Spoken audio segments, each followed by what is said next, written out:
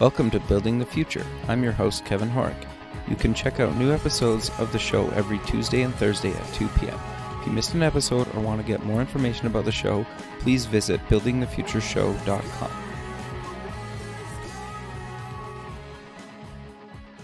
Welcome back to the show. Today we have Jordan Warren, co-founder and CEO at Hey Joe Coffee. Jordan, welcome to the show. Thanks for having me. Yeah, I'm excited. What I loved about what you guys are doing is you're building kind of a hardware product, and I like kind of talking to people about that whole process, but kind of maybe before we kind of get into that, let's get to know you a little bit better and kind of cover your background. So do you want to maybe start off with where you grew up? Sure, yeah. I grew up in Atlanta. Okay. Suburbs of Atlanta. Sure. And then went to high school around there, and then I actually kind of moved around, skipped around a bit. So I lived in New York and... Okay, so what got you up to New York? Just, I guess, a family move, you know. Oh, okay. And just transferred high schools up there and graduated up there, up in upstate. Very cold. And Sure. Then I Compared to Atlanta, sure. Oh, man, it's brutal. It's like 9 months of winter. But then I went to college in Charleston. Okay, what'd you take in college? Business. At first, I majored in business, and then I transferred to college in Atlanta. Came back to Atlanta. Okay. And then changed my major to business and film. I got you. And then transferred again to UGA. Okay. Why the transfers? So originally I went to Charleston because I love Charleston. I mean, I think it's a beautiful place. I've never been, but I heard it's beautiful, and clearly. Yeah, it's awesome. So I just like the energy there. But after a year of being there, I got together with a girl in Atlanta. So, I got you. And a lot of my friends and family were back in Atlanta, so made the move back to Atlanta. And then as I was going to school in Atlanta, even though I came all the way back for all that, she was in Athens, so it was still kind of a long distance thing. And then I started going to Athens to visit her, made a lot of friends in Athens. So UGA was a lot more social environment compared to where I was, and got you. Made the move there too. Very cool. So you got out of college. What did you kind of end up doing after college? Oddly enough, I had an opportunity to go into kind of a marketing position. Okay. Which was kind of exciting, but it was in sports. It was sports marketing. Sure. And I'm really not into sports. I got you. Like, I'm the kind of, I'll watch it if it's on TV, but I don't follow teams or anything. So sure. I'm in the same boat, so I get it. Yeah. Yeah. So it was a combination of marketing and sales of sports. Sure. And I wasn't terribly passionate about the position, so had an odd kind of opportunity and ended up just starting a business. Right out of college. So what kind of business, and why did you decide to kind of just go into business for yourself? So my father-in-law, my now father-in-law, so it was my wife's father was a co-owner of a franchise. Okay. So we had the ability to get the franchise rights to a store. I got you. But I mean, we still had to invest in the store Right. and build it out and do all that. So we took out a loan to do that, but we got to bypass the franchise rights. So anyway, the field or the industry was bioidentical hormone therapy. So it was interesting. Totally random, but it was a cool learning experience. My wife is very passionate about nutrition and health and wellness, so she's also kind of turned me onto that and changed a lot about my habits. So we got into that and did very well. Grew it to be the top producing franchise in the nation. And wow, congrats, man. That's awesome. Thanks. And sold it. So after that, I got into product development. Okay. Totally random. Sure. I love it though. I have always, I guess, I've had a lot of ideas, so product development seemed like a really interesting field to me to learn about. So started working at a company and then partnered at that company and then actually started running that company. And then so along that way, I kind of established a network of resources, factories. I had to travel to China a lot. I had to meet with buyers from Target and Menards and Home Depot. And I got you. So how was that experience traveling and meeting people in, China and whatnot? Like probably a language barrier. Oh yeah. What was that experience like? I'm always fascinated by that. It was really interesting. And it's still interesting because I go to China probably 3 times a year or something like that. Okay. And each time it gets easier, but it's just constantly a reminder of, when people say it's a small world. Sure. And it's not. I mean, to me. Okay. Why do you say that out of curiosity? Because I get on a plane, I get on this metal vessel, and I'm on it for 14 hours. Okay. And then I step out of the plane, and I'm no longer in, the world I'm used to. It's a completely different environment. Sure. I can't talk to anyone. If I'm not with anyone that speaks English, it's like, you can't speak to anyone. No one knows English. Sure. Or some people do, but it depends on where you go in China. Sure. So it's just a very different cultural experience, and it's humbling to kind of look around and see, the way that another part of the world lives. It's just like it's not what we're used to. Sure. So you always bring like a translator then, or have you kind of learned the language a little bit, or a little of both? A little of both. I don't bring a translator, but I happen to. So when I was mentioning that I was kind of establishing a network of manufacturers and Sure. sourcing agents over there, a lot of those guys, in business in China do speak English. So okay, because they deal with a lot of people in kind of North America. Yeah, I got you. Yeah, and probably other parts of the world. Yep. Sure. Yeah, they manufacture and import. So I'll go over there, and they'll, depending on where I'm traveling, if I go to Ningbo or Shenzhen, I'll meet with them, and we'll go around. But if I'll oftentimes go back to Shanghai or travel to Beijing, and then I'm on my own. So I got you. I like it both ways. Okay, so you were doing this manufacturing stuff on your own. Did you self-taught? Like, how did you kind of learn this stuff? So when I got a position at the product development company I was mentioning, Sure. I learned. I just from the ground up learned. From the engineering stage to iteration stage to the design stage to the development stage to actually manufacturing it, bringing it to market. And I just kind of had to learn each one of those components. So did you have somebody helping you with that, or you basically had to do it yourself? Oh no, I had someone definitely helping me with Okay. it that had an established background and a network already established. So Okay, very cool. So at what point did you kind of decide to leave that company? well, I never really left the company. I still kind of manage it. Okay. So it's kind of mixed in with Heijo Coffee. Okay. In terms of the infrastructure, the foundation of it is logistics. We've got to produce products in China. Sure. And then ship them in. Okay. And then ship them out to distributors or directly to consumers. Okay, so is this Asia Direct or what's the company? Yeah, that is Okay. the name of the I guess the company that's kind of partnered with Heijo Coffee. I got you. Okay, so at what point did you decide to kind of branch off and do Heijo Coffee? I guess you're not really branching off. You just like added it to the portfolio then, right. I guess. Yeah, the original intention was to kind of diversify the products I that got we you. offered. But we got to a point where it just picked up a lot of traction that we were like, well, let's make this a separate entity and focus on it in a different way because the product itself has different requirements. I got you. With Asia Direct, we're more producing lawn and garden, metal stuff that's meant for retail, whereas Heijo Coffee is more of like it has more requirements for social media management and branding and all the things that go along with that. So once we got enough traction, we were like, we need to really build this infrastructure out separately. I got you. So what exactly is Heijo Coffee? Heijo Coffee is it's a to start simply with the mug is a battery-powered self-brewing coffee mug. So Okay, very cool. Yeah.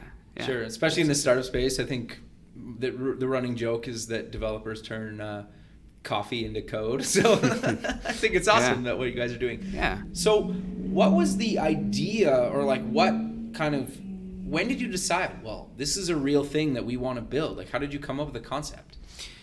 So the concept came from, I'm a coffee, call it enthusiast, fanatic, addict, Sure. whatever. But It came it kind of snowballed. So I had one of those standard experiences at Starbucks or a local coffee shop where I got a cup of coffee and got in my car, took a sip. It was too hot, burned my mouth, put it down, took the top off, went over a speed bump, spilled it everywhere.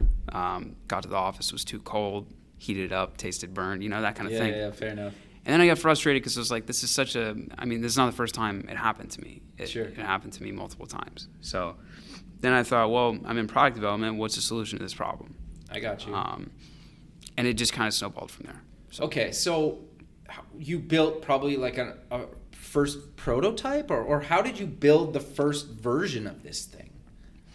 Yeah, so the first version was, we had to engineer in SolidWorks, and then we 3D printed it.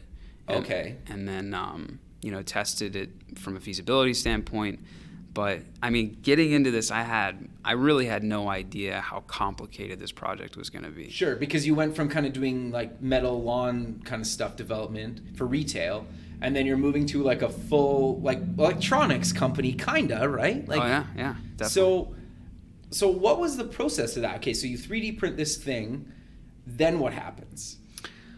Well, from the manufacturing standpoint, we had to figure out a system where we could actually brew the coffee. So we went through that process of, saying, okay, we figured out a way to get it to drip through and, do all that. But then... How did you figure that out? Were you building little prototypes? No, we had an engineer that we were working with in-house from Georgia Tech, really smart guy. And he helped us figure it out. So from there, we thought we had kind of solved the issue and we could kind of move to manufacturing. But the problem was that there's just, everything that you can possibly imagine will go wrong when the more complicated a product gets. So the way we'd envisioned it, there were leaking issues that really couldn't be bypassed because water finds a way through everything. And and then there were battery issues, and there were heating plate issues, and PCB board issues, and just everything in between. So the process was not straightforward. It's hard for me to say, it went from this to this to this because it was. So how do you kind of solve these problems as they come up? Do you have to fly back to the manufacturer? Do you have calls on the phone? Do you have to kind of re-engineer stuff? A bit of all of that? Yeah, that's an interesting question because the way that the internet is today allows us to communicate very effectively over email. Sure. But there's nothing more, I guess, that has more impact than face-to-face, kind of seeing things hands-on. So it was a little bit of both, but it's mixed with a lot of late nights because there's so many deadlines, and China's obviously on a 12-hour time zone difference. Right. So oftentimes I'm working at 12 a.m., 1 a.m., 2 a.m. On Skype or calls or email, or I'm over there in China. So it's a bit of both. Yeah. Okay, so when you go over there, you have like a working version that you're happy with. What's the process, or do you work with them, like the manufacturer, to kind of get the version that you're going to say, like, okay, make us 1 million of these or whatever the number is? How do you get to that, and how do you kind of go from we're going to build this to like an actual product where you get a bunch of them back? That was a great question again, and something that I didn't even think of, I guess, until later. But because of the difference in the nature of the product being electronic, it's going to come with defects and things like that in the original stage. So as we got to that point, we had to figure out, well, let's stagger the shipments. So instead of producing 1,000 at once or 10,000 at once, we produced 100 and then a couple hundred and then a few hundred, and had them send them in, and we had to test them in-house. We shipped them out. We had to assess feedback from people, because the last thing we want to do is get 1,000 that have one issue that makes the whole thing not work. So that makes a lot of sense. So how did the first run go? Did you get a bunch returned, or it was pretty successful? Or fortunately, our team in China is extremely capable, and they're very. They've got 8 or 9 full-time engineers, working around the clock on this project, because they believe in it as well. So we ended up getting a really pretty solid product to ship out. The defect rate was still, it was below what we kind of projected, but still, had to sort it out. So yeah, we did get some returns. It was, I think around 6 or 7% defect rate. That's not bad. No, it wasn't bad at all. So did you, because from what I understand about it, and I have a limited knowledge in this space, but you basically need to go to manufacturing with a working version and then they kind of still tweak it a little bit. Is that correct? Because you say they have people on their team, right? Right. And I'm assuming when you have to build, you kind of probably have to maybe go through a couple maybe manufacturing process because you have some electronics in there. You have to get like the actual thing, the cup made, and then there's other pieces. Like, did you have to work with a few manufacturing companies or do they just kind of handle that for you? Yeah. So again, we have to work with, to put together one mug takes 27 different manufacturers. Wow. So it's a legitimate supply chain we had to build out from the ground up. Which is another reason why there was just so many delays and issues that came up along the way that were really, who would have guessed that it would take 27 manufacturers to put together? Yeah, like I never would have. I maybe would have guessed like a couple, 2, 3. Yeah. Right? Yeah. So when you say 27 manufacturers, like it sounds like some of those probably build maybe like a really small component or just like one little piece of that. Is that fair to say? Yep. All the manufacturers they specialize in, typically in one or two things. Okay. Whereas, huge companies will build out their own factories and put the whole supply chain in one place. I got you. We're not at that caliber. So we have to go for each individual component, whether it's plastic injection or heating plate or the electronics or the battery, and those are all individual factories that manufacture those. So things. have you been to all 27 factories, or you just kind of deal with a couple and then they handle the others? I've visited most of them. Really? Yes. That's awesome. So I'm kind of curious, like I've seen, in movies and kind of stuff or documentaries that kind of show the factory floor, like I get that through audio it's hard to kind of say what they look like, but is it just like rows and rows of people just like assembling stuff, or what does it kind of look like? Some of them, yeah. Like for instance, the battery factory that we work with is actually, they produce, we tried to find the highest quality manufacturers that we could. So sure. They're very, well maintained, clean, and, good places to work for Chinese people sure. working there. So the battery factory, for instance, is they produce the main battery for, I guess, the equivalent of the Tesla in China.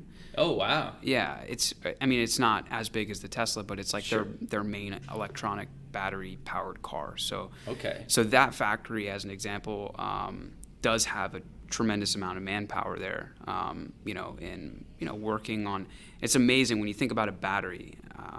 Like all the different things that go into it. Like you've got the internal, stuff that goes inside, and then they wrap it and they solder it, and then, each person has a different part in that process. So. Okay, so I'm assuming you've seen that whole process, like just stood there and watched, or yeah. That's cool. I would love to see that one day. Yeah. Just like, I don't even at the end of the day really even care what they're building. It would just be fascinating to watch that whole thing kind of just unfold. Yeah, it's awesome. It's like how it works or how it's made. Totally, yeah. That's awesome. Yeah. So I'm kind of curious then, how long did it take you going from kind of idea to the first run? Like it had to have been months.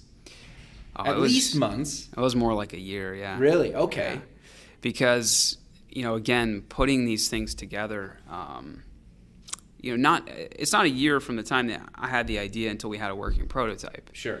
But from the prototype phase to actually, being ready to put it out to market, took about a year. Yeah. Sure. No, but that's not terrible. It doesn't sound like a lot of time. Like in the startup space, yeah, a year's a long time. But when you're building something physical, especially electronics, that doesn't sound like that long a time. Is that a fair statement? No, not at all. I'm sorry. Yes, that is a fair statement. It's not, an unfair thought. I think that the issue with us was that even though we have a product ready to ship in a year time span, there's still all these little things. Like for me, when I look at the product, I'm always saying, I see all the things that need to be changed because I'm listening to customer feedback. So to me, it is a final product, but I'm still constantly working with our manufacturer to say, we've got to improve this, we've got to improve that, we've got to improve this, we've got to improve that. So I got you. So yes, it is a final product, but in my mind, there's still much further to go.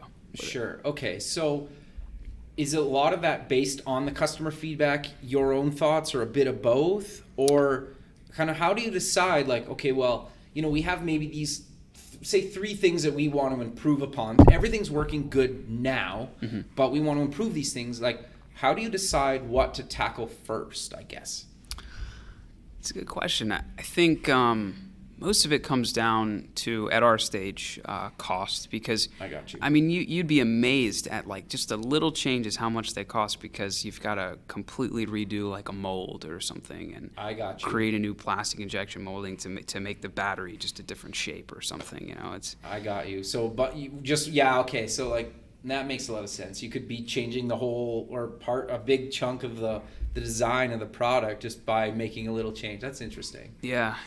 So, I mean, I've got a lot of ideas for, second generation, third generation, versions, and I'm excited about that. It just takes, it's amazing the amount of capital it takes to get just little changes or. Sure. And obviously the more orders you get, the cheaper they are per unit. Sure. But is there kind of a minimum run? Like you mentioned 100. Is that kind of a minimum? Can you do less than 100?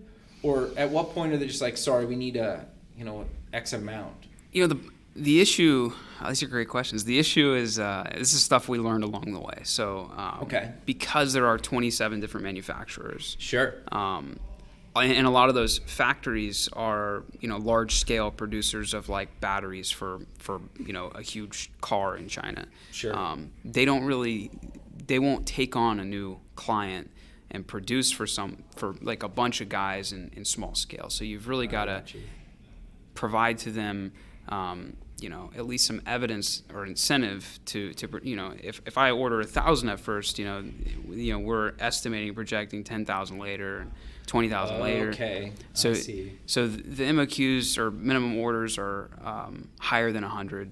Right now we're usually at about 1,000 per run that we can do. And so how long does it take to say, okay, we want another 1,000? How long does it take for you to say, like, okay, build me another 1,000? How long does it take for you to actually get them? At this stage, probably like if I put in a request today for 1,000 more to be manufactured, we could have them completed in 30 days. Well, that's not bad. No, not at all. But then you've got to consider the time to get it here. So if as of recent, we've been air shipping, which is extremely expensive. Sure, I can imagine. But there's a high demand, so we don't want to run out of inventory. So, but in the event that we're get on a more consistent kind of projection scale, then when you ship them by sea, it takes about 6 weeks. Okay. So 30 days plus another month and a half to get it here. Interesting. Yeah. And 6 weeks isn't terrible, but I get, like, if you're running out of supply and people are ordering, you're like, okay, we need some more. Let's get it over here. Yeah. Right? Yeah. Okay. So what's the cost of the mug? MSRP's for $99. Okay. Online. And then you have a subscription model as well. Uh-huh. What exactly is that? So subscription model, so you can buy, we sell coffee that's compatible with the mug, and we kind of guarantee optimal results with our coffee because off the shelf stuff, it's packed very tightly, water doesn't flow through it as easily, the grade of the paper is too thick, so the extraction isn't as easy. So ours is kind of custom made to work with the system of brewing that we've designed. So anyway, we sell our own coffee. You can buy a 30-day supply for $24.99, but the subscription, you get a discount at $19.99 per 30-day supply. Okay. And right now it's set on a month-to-month, but we're quickly or soon going to be introducing kind of like an every other month, every 3 months kind of thing. I got you. So how did you go about kind of sourcing coffee and then building your own kind of little coffee pods, for lack of a better term? Yeah. Like they don't look like a pod, but what would you call that then? I call it pre-filtered coffee. I mean, just because it's literally just like a coffee filter that you would put in a drip coffee system, just closed around the coffee. I got you. Okay. And the main purpose for that is just to, the whole point of the mug is to bring a whole new level of convenience for coffee drinkers. So sure, instead of having loose grounds that you have to clean up, you can just kind of dispose of your coffee filter. Sure, especially when you're on the go, right? 'Cause Yeah, that's the whole idea of the mug. Yeah. So you don't want to be spilling your coffee grinds all over the Right. car or wherever you are. Yeah. I got you. Okay. So walk me through the process of kind of how did you decide which coffee to carry and get it manufactured into that filter? That was actually a really fun process because we got to taste a ton of coffee. Sure. So did you have to travel for this, or? Yeah, I traveled. All that's a completely different supply chain, and that's set up in the U.S. Okay. But our coffee distributors, I mean, they do import coffee from like Ecuador, Costa Rica. I got you. You know, places like that, and then they roast it in the U.S. and then we coordinate with multiple different distributors to custom package different blends of coffee. Got you. And so yeah, that's the way it works. Okay. No, that's really cool actually. Yeah. So how long does that kind of whole process take, I guess, then? From you basically went to them and said, okay, well, let's try a bunch of coffee. We're going to decide which blends we're going to pick. Yep. You pick them. How long does it take to say, like, again, kind of the order thing? Like I say you want, like, okay, well, I need, X amount of product. Mm-hmm. How long does it take from you to put that order in, say, today to when you have it at your, in your hands? Because our distributor works on, really large volume, they've got a lot of coffee sitting around. Sure. So when we place an order and we issue, what's called a PO to them. Okay. Our lead time is about 2 weeks until they actually fill that PO. Okay. And then another about week to ship it so that it's landed in our warehouse. I got you. So much quicker than Sure, yeah. Fair. So do you kind of have to time when you're getting new mugs and new coffee then? Oh, yeah. Okay, Yeah. Interesting. So did they do the manufacturing of like closing up the filter, or did you have to kind of outsource that a little bit, or walk me through the process of kind of building that filter?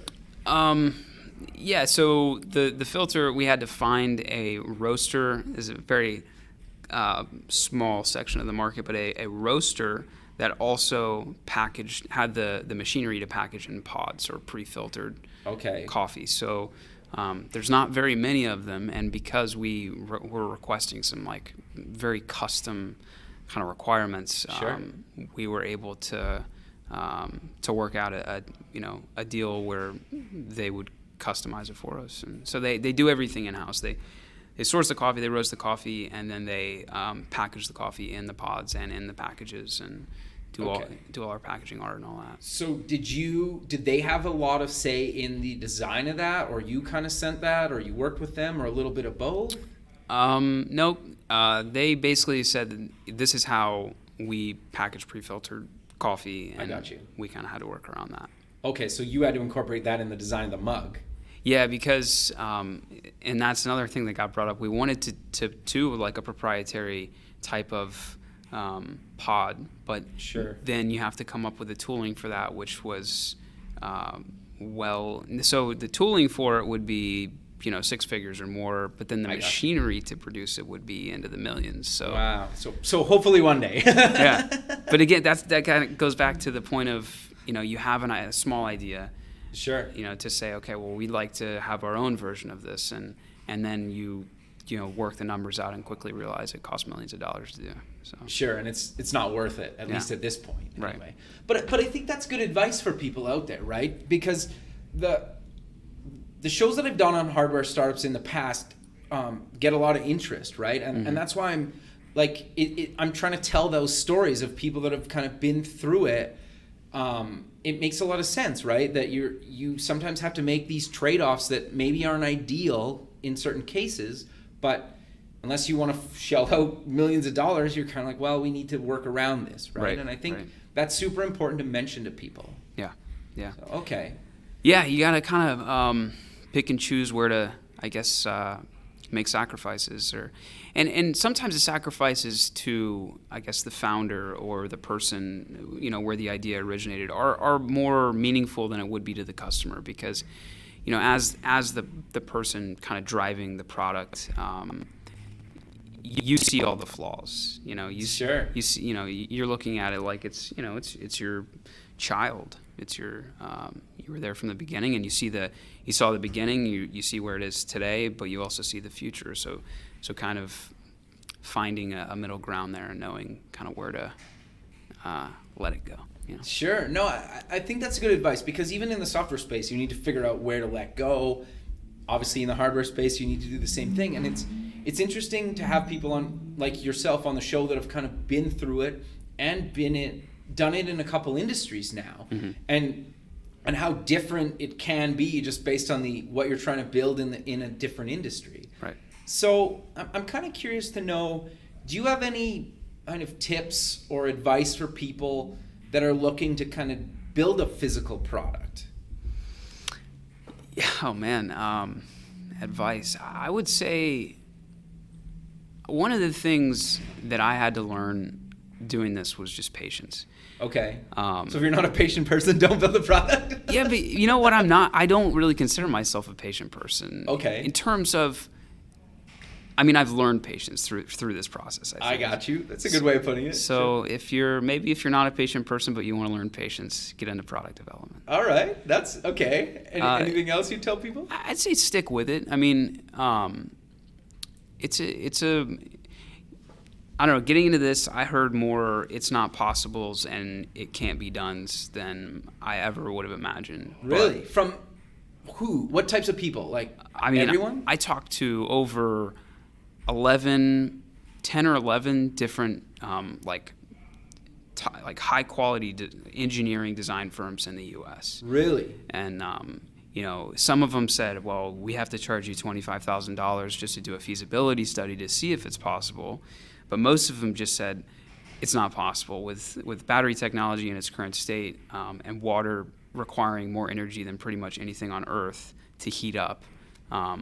It can't be done with your list of requirements. So and that's just one example. There were 30 other things like that happened along the way. So don't be discouraged when you hear no.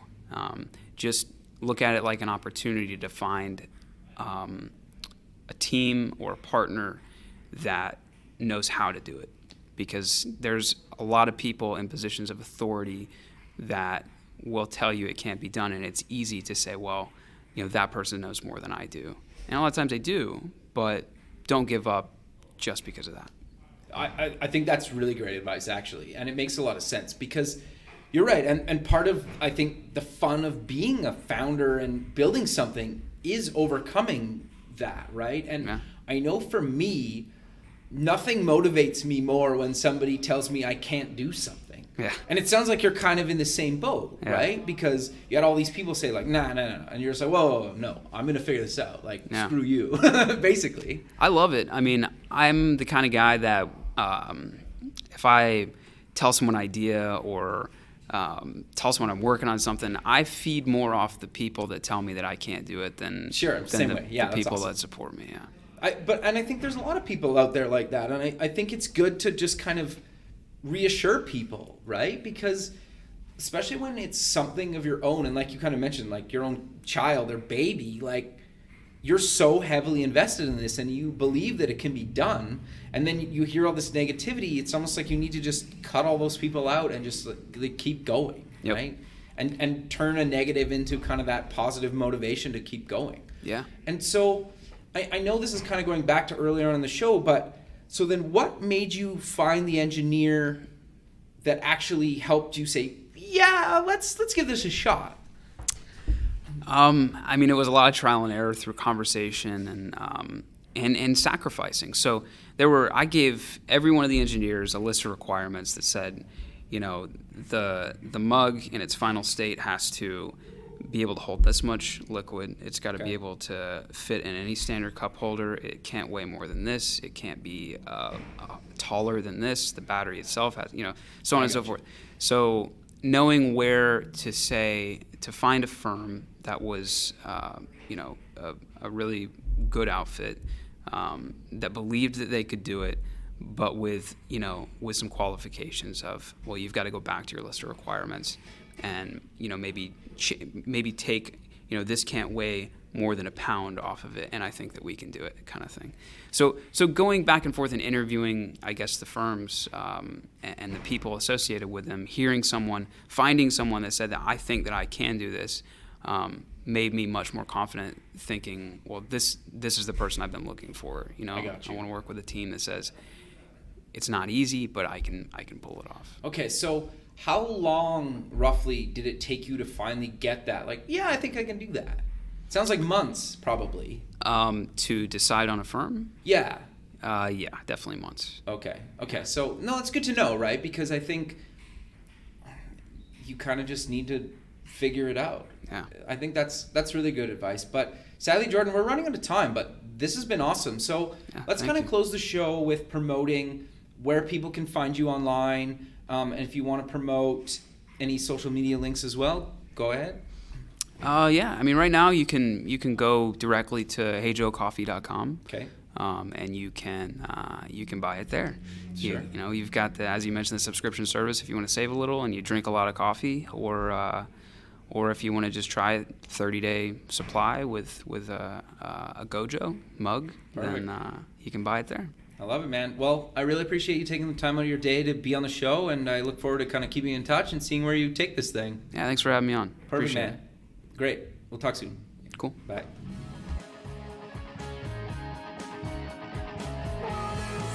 Thanks for listening. The music for the show is done by Electric Mantra. You can check them out at electricmantra.com and keep building the future.